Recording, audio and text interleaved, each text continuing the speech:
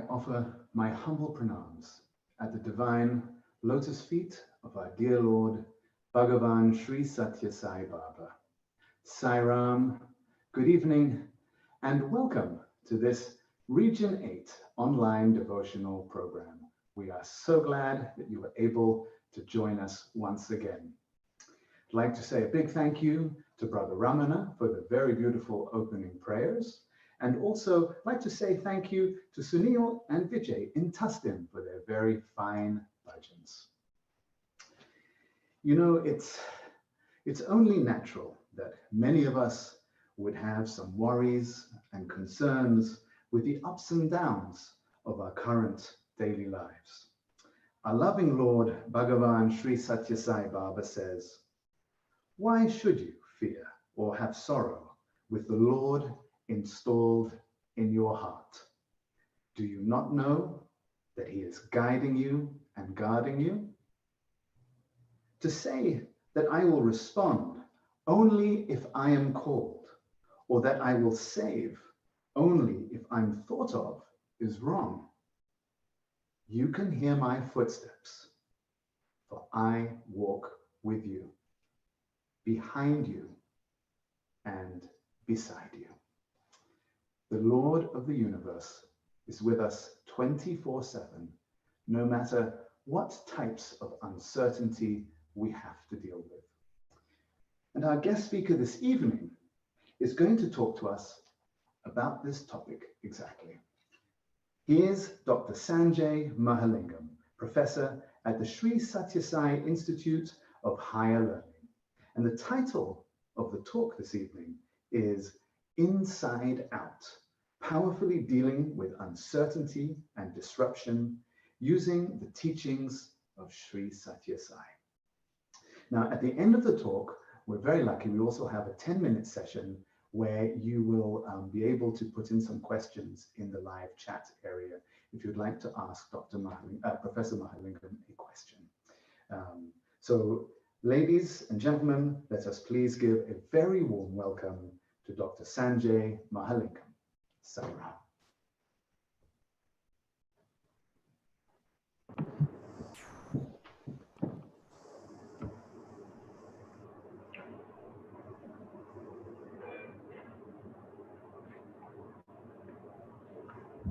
Om Shri Sai Ram, offering my loving salutations at the divine feet of our beloved Master, Bhagwan Sri Satya Sai Baba. I also offer my loving salutations at the divine lotus feet of all the listeners, all the people who have taken out their time to be present for this conversation. I offer my reverential pranams at their divine lotus feet too.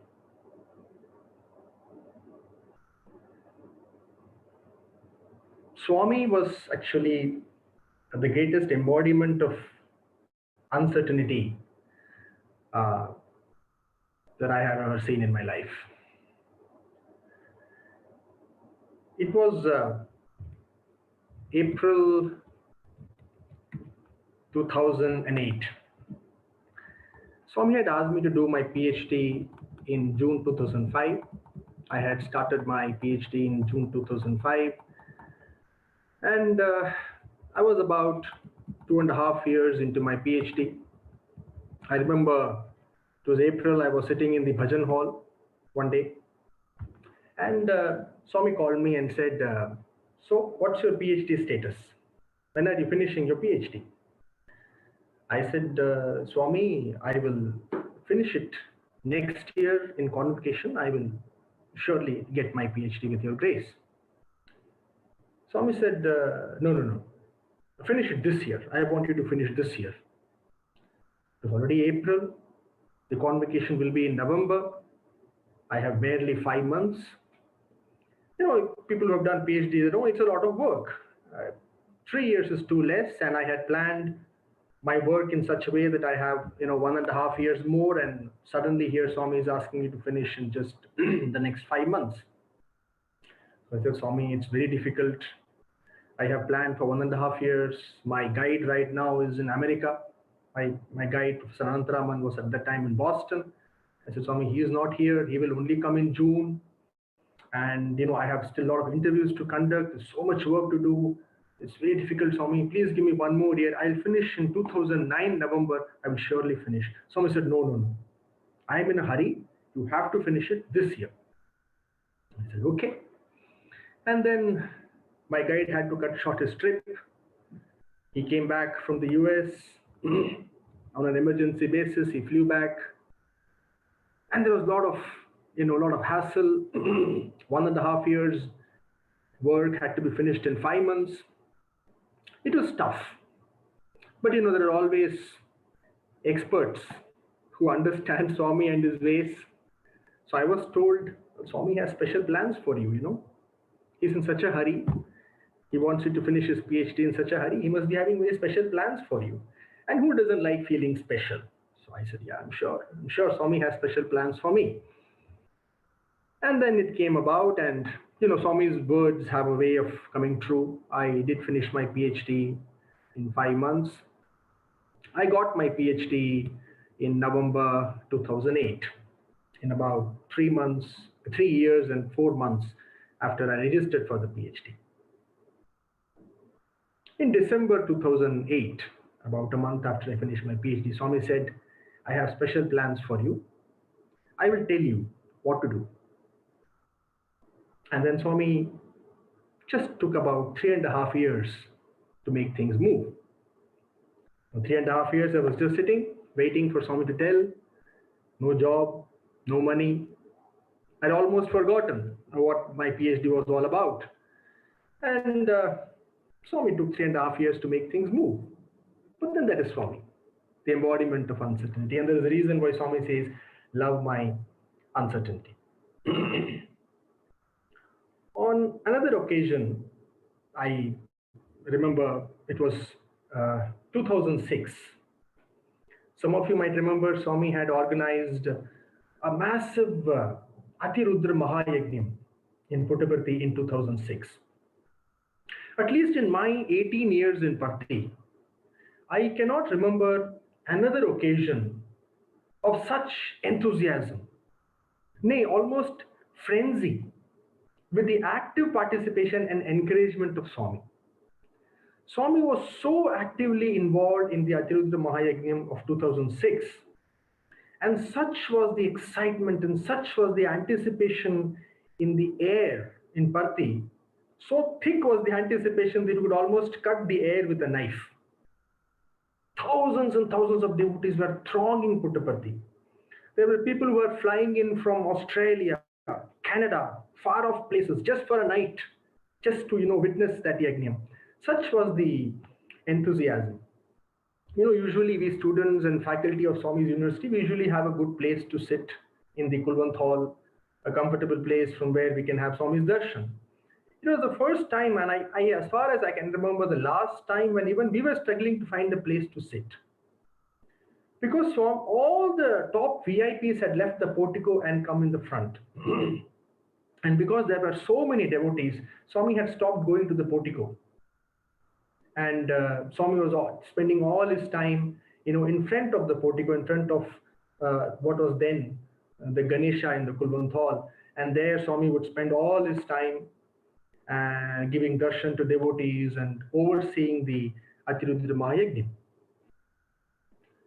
And every day it will be such a struggle to find a place.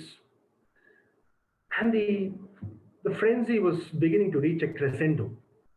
Now it was the day of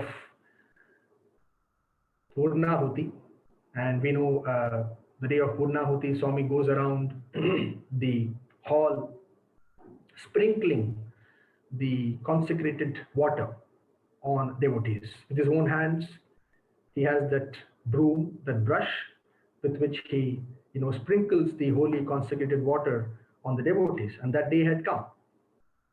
And you can imagine the excitement, amongst the devotees, the students, the staff, the faculty, the VIPs. And there was a huge rush.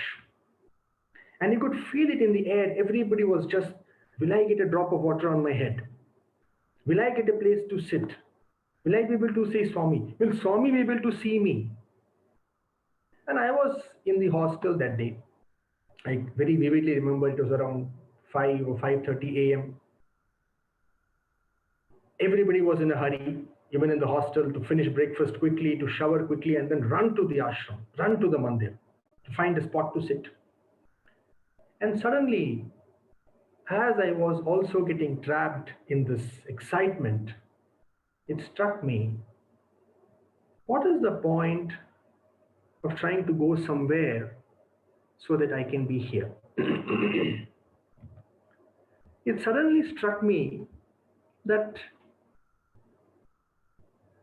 you know, so what if it is highly concentrated water of a great yajna sprinkled by a great avatar like Swami himself? Still, it's not holier than that which shines in my heart. And what is the use of losing myself here so I can go somewhere else and there be here? So I said, I'm just going to have a harmonious day. I'm just going to do my things. And slowly, around 7 a.m., I will go to the Gulwant Hall and let us see what happens. Whatever happens, I am not going to lose my stand here.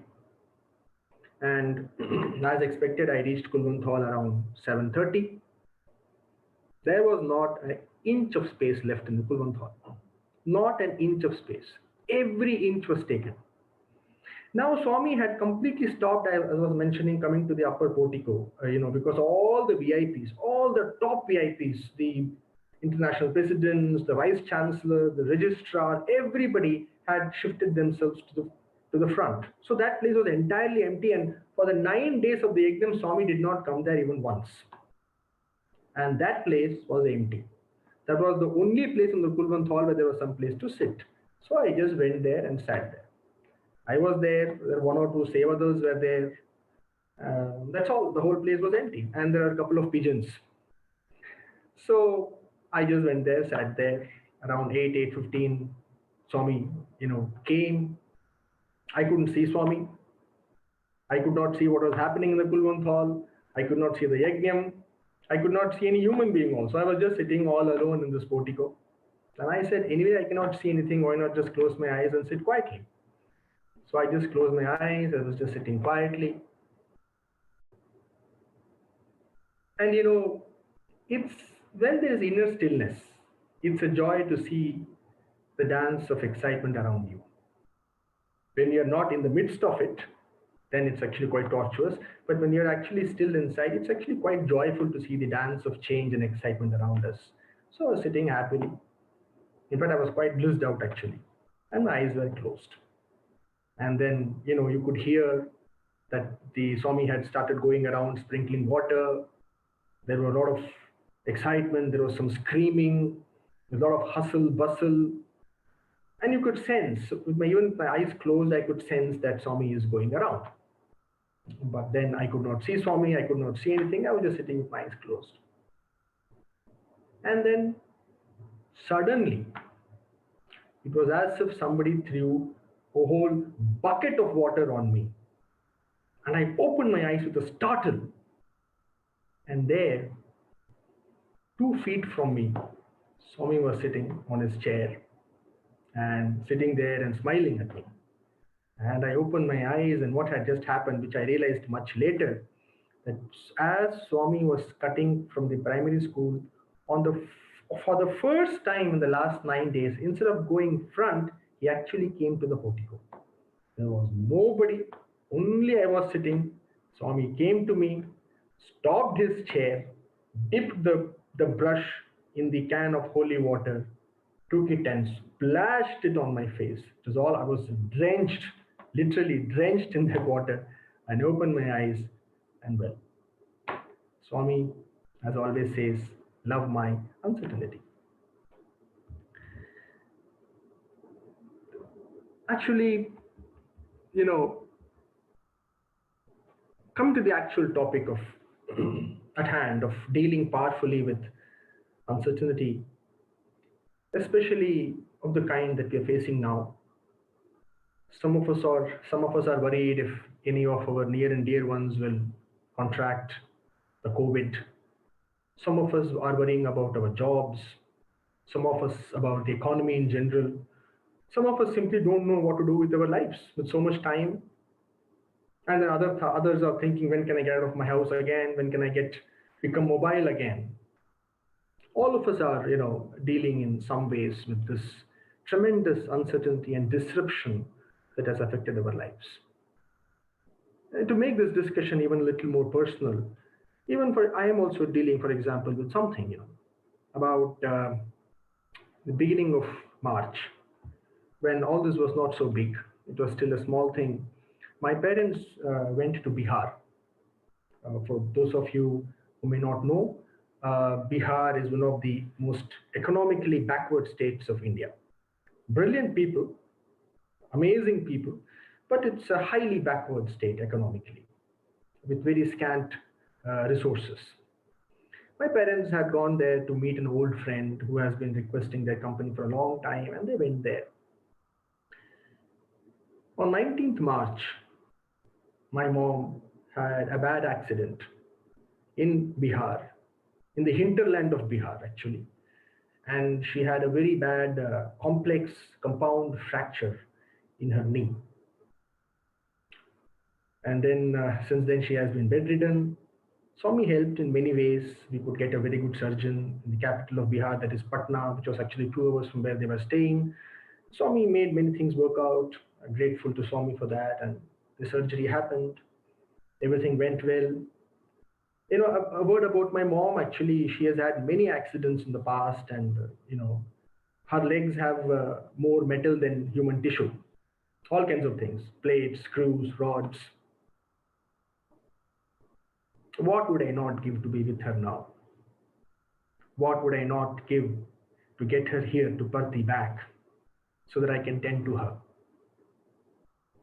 But there she is. I'm not sure how well she's able to follow social distancing. I'm not sure how well she's quarantined. She's 64 and she only has my dad for her company. He's 72. And there they are. That's life. What is what is. What can be done about what is? Because what is always what is. So all of us, are dealing in some way or the other with this great disruption that has affected our life. Usually, just want to get this disclaimer out of the way. These kind of involved discussions usually are best done face to face, especially when there can be interaction where I am able to listen to my listeners and where they're able to share their perspective. And usually such conversations build on this interaction, build on this collective energy of interaction. And the depth of the discussion largely is determined by the quality of this interaction. But then we have this limitation here. So I will do the best that I can, given our circumstances. So we are often hearing now how uncertain life has become with this, COVID situation, how nobody knows what's going to happen tomorrow, and how stressful this uncertainty is. I want to ask just one question to all of you. When was life certain? When indeed was life actually certain? It is always uncertain, isn't it? Was it certain before COVID? No, here is the truth.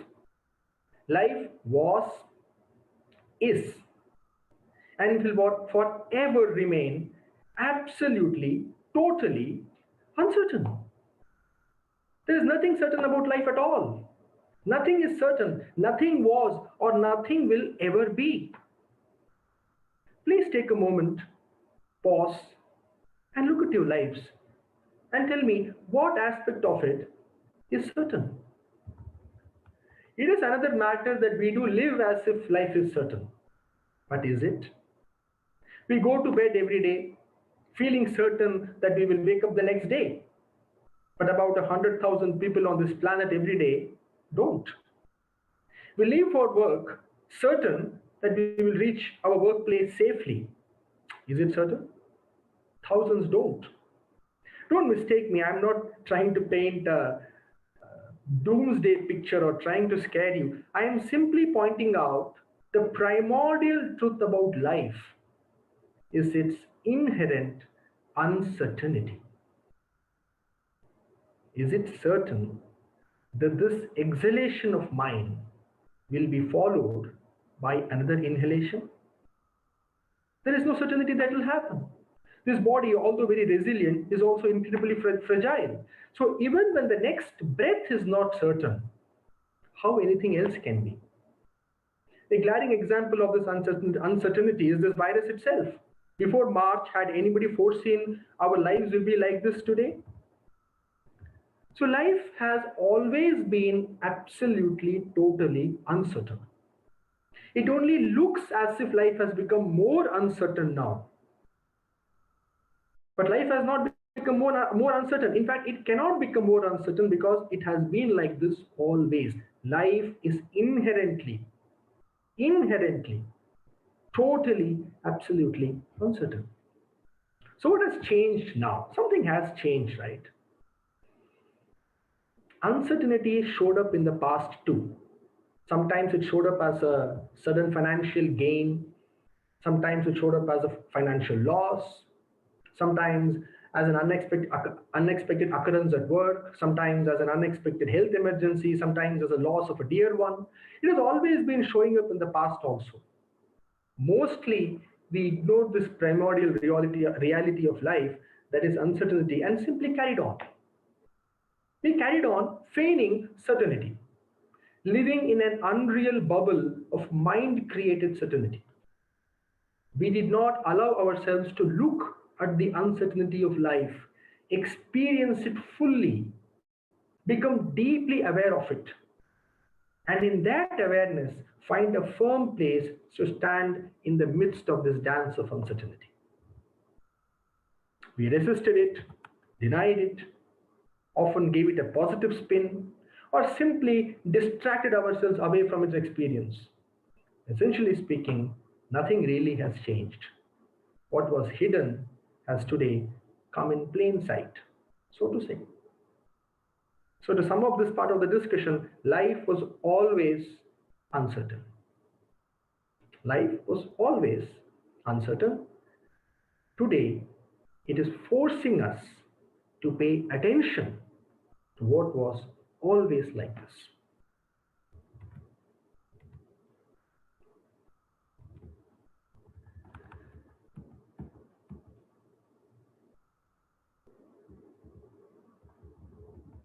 I have a question here from a viewer. Can you practice the power of eight?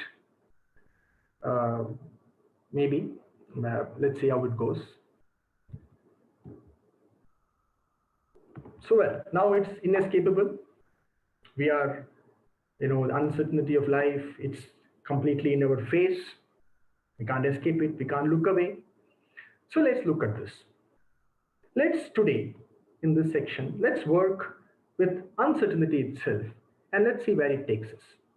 Let's become aware of uncertainty and, in the process, free ourselves from its entanglement. Today, where are we going to work? We are going to work here. We are going to work here because life happens here. It only looks as if life happens out there. Out there is only a secondary reality. Primary reality is here. All experience is here. All meaning to life is generated here. The center of the universe is truly here. If we pay little attention, we will see that it only looks as if things are happening outside, but all experience is here. All confusion is here. All clarity is here. All entanglement is here. All freedom is here.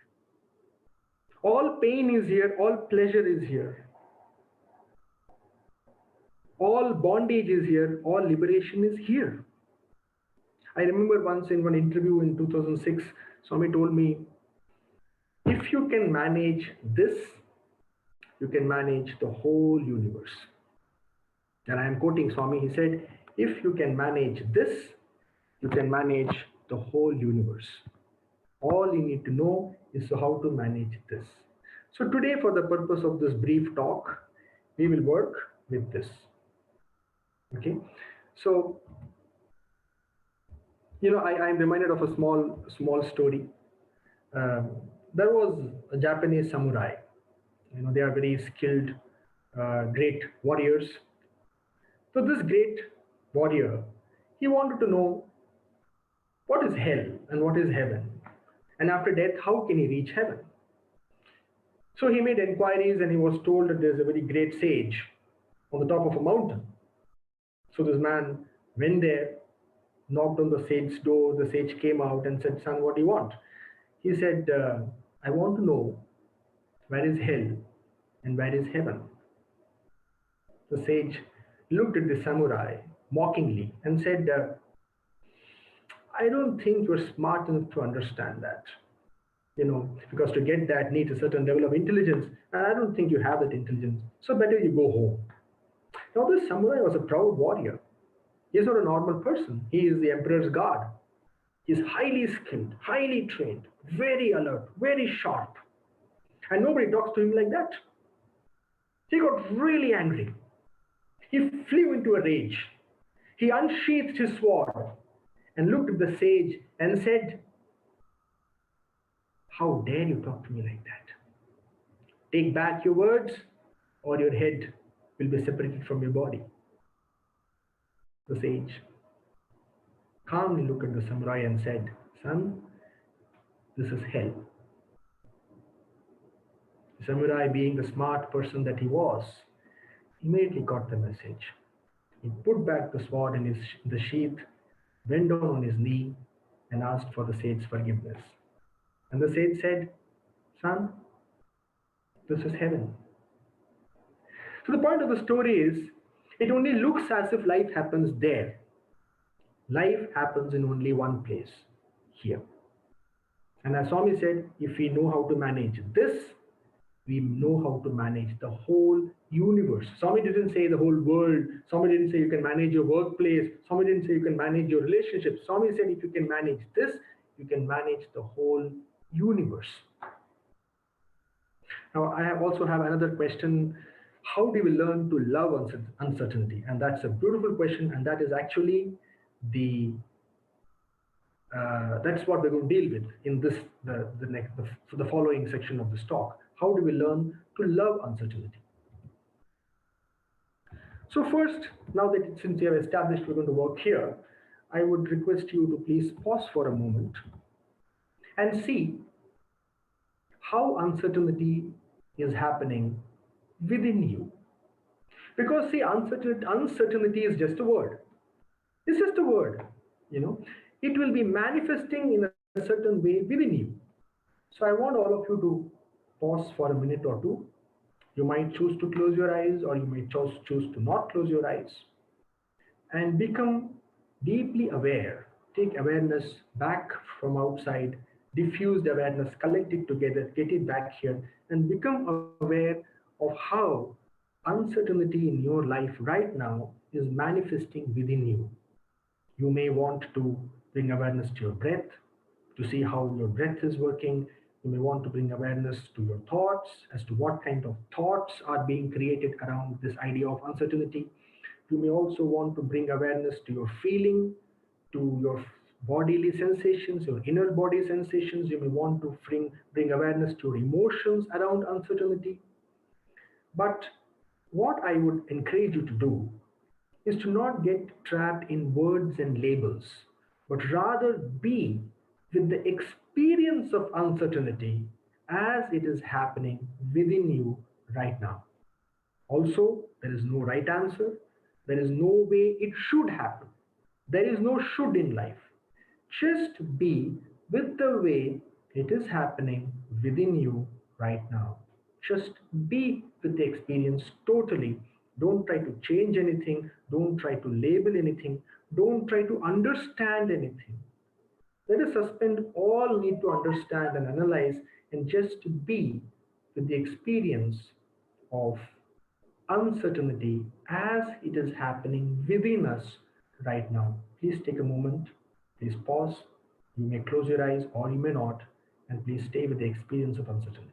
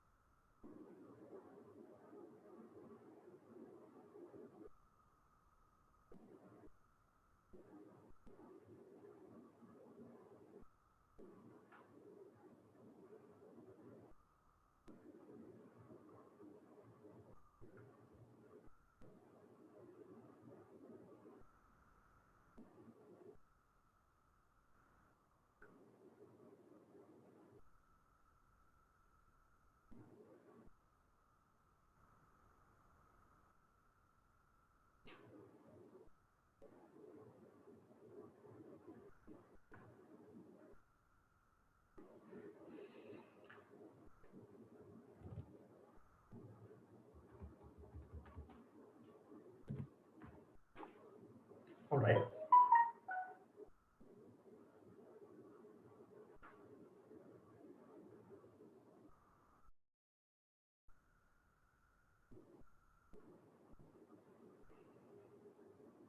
So I hope you could stay with the experience of uncertainty as it's happening right now within you. And as I said, there is no right answer, there is no particular way it should happen. Some of you might have had thoughts around it, when this is going to end, what is all this? Some of you might have had literally a certain kind of an ache in certain part of the body. Some of you might have had a disturbed, shallow breath. Some of you might just have the thought, why am I not getting anything? Right? I'm sure you have, and I'm seeing, and there's nothing. I can't feel anything. I can't think anything. What is this? What's wrong with me? Even that is also an experience of this moment as it is occurring. Even that is fine. Whatever was your experience, that's fine. It's all right. It's not important. Now, what I want you to get is this. Imagine a beaker of water, muddy water, a beaker of muddy water. How do you ensure that clear, potable, drinkable, pure water becomes available to us? There's only one way, really. Leave the beaker alone. Just leave it alone. In its own time, the mud will settle down and clear water will become available for our consumption. There is no other way. Whatever we do, it will only spoil the situation, so to say, even more. Nothing can be done. Can we do anything at all to fasten the process, to speed up the process of availability of clean water? The fastest way, the most powerful way to ensure that the mud settles down and pure water is available for us is to actually leave the beaker still to itself and not do anything. This is the path of awareness. It's the most powerful path. It is the most remarkable path and the true and the way to get authentic freedom and authentic power. So, as we are experiencing within ourselves how uncertainty shows up within ourselves, all that we have to do is simply let everything just be as it is. It actually sounds very simple. In fact, it is even simpler than it sounds. And sometimes that is the problem. The mind cannot grasp something that is so simple. Whatever happens within ourselves, all we have to do is just simply let it be. Nothing needs to be done about anything. All our life, we have been taught that we have to think in a certain way, we have to be in a certain way. This thought is pure. In fact, that reminds me of an interview And I asked Swami, what is the difference between pure thought and impure thought? And guess what was Swami's answer? It shook me to my core. I asked Swami, what is the difference between a pure thought and an impure thought? And Swami said, thought itself is impure. There is nothing like pure thought or impure thought. Thought itself is impure. Of course, Swami said it in a certain context, but words are only pointers. What we have to get is the spirit behind the words. So this is exactly what Swami said. Thoughts itself is impure. There is no question of pure or impure thoughts. So what I am encouraging to do is right now, whatever experience occurred within you as you brought awareness to yourself, the most important thing is to just let it be. And this I cannot emphasize enough. Just let it be. However it is, whatever the thought, whatever the emotion, however anything happens, let it be. In that complete letting be, in that complete total allowance and acceptance of what is happening inside, in that allowance, something beautiful will happen. In that deep allowance of whatever it is, and in our allowance of allowing it to be what it is, with no desire to change anything, in that allowance, we get access to a beautiful changeless dimension within ourselves. We simply get access to it. That dimension, some people call it emptiness, some people call it silence, some people call it God, some people call it self, some people call it consciousness, some people call it being, some call it presence, some call it awareness, some call it Atma, different words. It is just that place, that firm place where we can actually create a stand for ourselves, is that space of emptiness. But that emptiness can be accessed. There are other ways also. There are other ways. That could be a topic for discussion in future fora. There are other ways of looking at it. There are other ways of approaching it. Just like a mountain can be climbed from the northern face, southern face, western face, eastern face. You could climb a mountain from any side. Difference, some side will be faster but more difficult, some will be easier but slower. There are ways, but once you're at the peak, it doesn't matter how we came there. So the idea is to somehow access that dimension of emptiness, meaningless silence, and that can be best done by letting everything just be. It is quite counterintuitive to all that we have actually learned, but I'm speaking from my own experience. The best and the most powerful way to transform, to gain true power, to gain true freedom, to gain a firm footing in this world of incredible change is actually the best way is to allow everything to just be. And in that beingness, we will slip into this dimension of silence. Usually I get a question, okay, silence is fine, but what about action? If I accept everything, then is it not in contradiction, to my desire to improve my life, to bring a change in my life? Is it not in contradiction to active action? Before that question comes, let me clarify, because this is an often asked question. Life is about action. Without action, there is no life. Life moves forward with action, right? Of course, action is important, and we are free to choose the action that we want to make happen in our life. But the key thing to understand is, where is our action coming from? Is our action coming from our thoughts, our emotions about a situation, about our anxieties, from our fears, from our insecurities, or is our action coming from a place of complete alignment with what is? When action comes from a place of inner alignment, that action is fulfilling, satisfying, and powerful. In that action, there is no right or wrong. There is no success or failure. There is no high or low. There is simply awareness and there is action. But such an action becomes possible only when there is complete alignment within ourselves to what is. Also, usually I get a question, what about faith in Swami?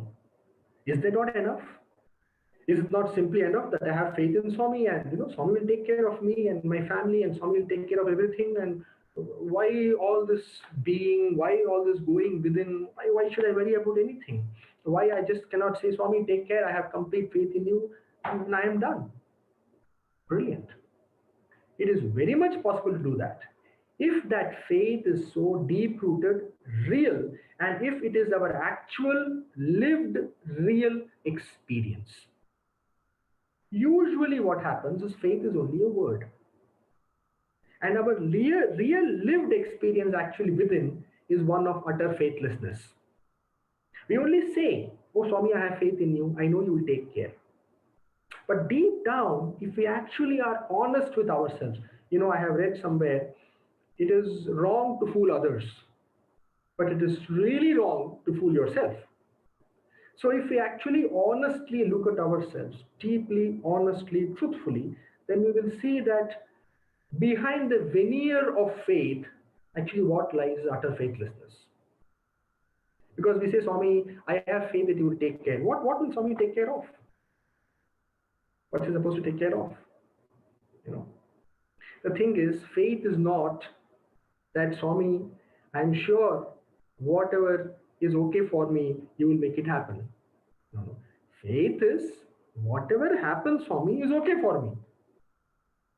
If all my family remains safe, and healthy, that's great for me. If all of them don't remain healthy, that's also great for me. If I keep my job and I'm financially secure, thank you, Swami. If I lose my job and I'm in the midst of financial insecurity, thank you, Swami. If I'm hale and hearty, strong, thank you, Swami. If I'm struck with a problem, thank you, Swami. So faith actually is no different from the discussion we have had right now. True faith actually is the ability to stay with what is and the ability to let everything just be as it is. And in faith also we could access the same inner dimension of silence if we allow it to become deep rooted and if we allow it to flower, allow it to blossom to its maximum, then faith also will get us to the same situation.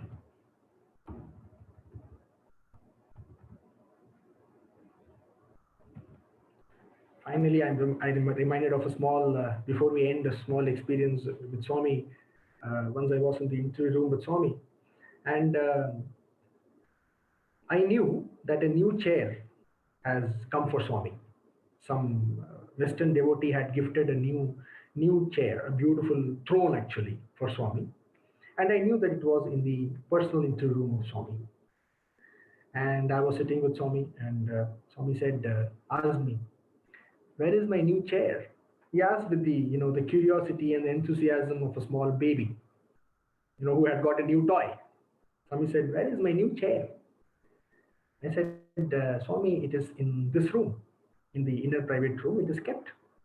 And Swami said, where is my new chair? I said, Swami, it's right here, Swami. Should I go and fetch it? Would like to see. Then Swami became stern. He said, where is my new chair?